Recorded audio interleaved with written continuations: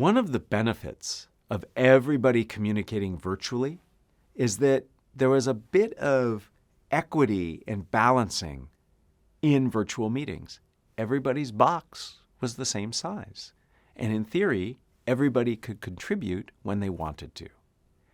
Yet now we're in a more hybrid world where some people are in a room and some people are virtual. I like to say in the room or on the Zoom. We need to take care to think about this equity. Are the people who are remote less considered or less allowed to communicate? We need to bring equity to these circumstances.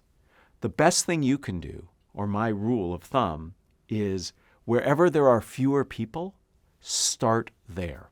So if there are 5 of us in the room and 3 of us on Zoom, and I'm the leader of the meeting sitting in the room, I'll invite those on the Zoom to speak first, to remind everybody that they're there and their points are important.